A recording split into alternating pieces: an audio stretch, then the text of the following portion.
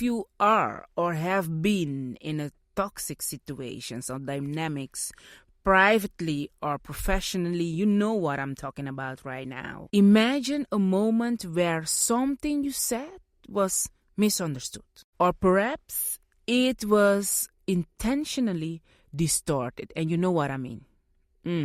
Those people. It is made incomprehensible, so you lose focus.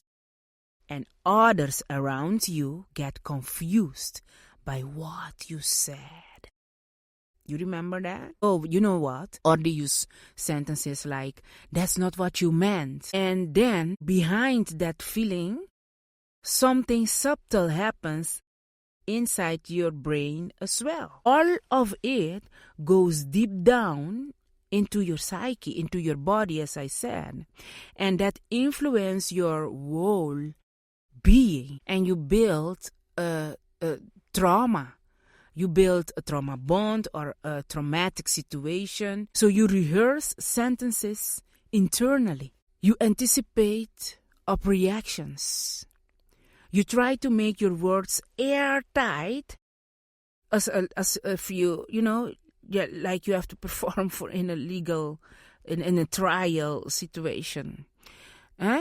So they cannot be challenged. So you will be doing a lot of things to be prepared for something that will never happen. But the cost of this strategy is exhaustion. And I know many of us relate with this because you get exhausted of doing this repeatedly, daily. So this pattern is especially common for women who experience narcissistic relationships or emotionally manipulative leadership environments.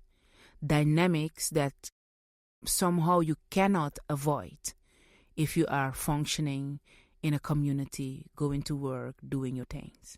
Otherwise, you have to isolate yourself out of the community to be at peace, at ease, and not to meet these kind of people. In those spaces, language becomes a battlefield. Truth gets debated. Intentions get questioned. And slowly, your voice begins to filter itself.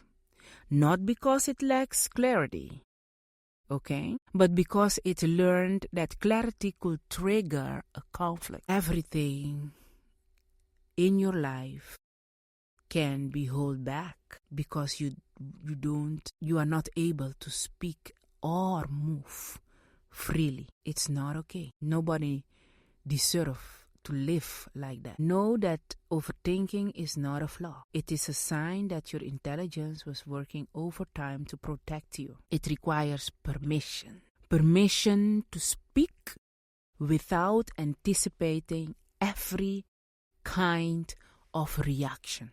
Permission to express a thought without defending it immediately. Permission to trust that your words are valid simply because they reflect your own truth. You speak more simply. You pause less.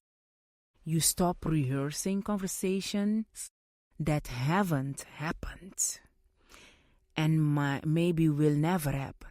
And something powerful emerges. Your voice becomes clearer.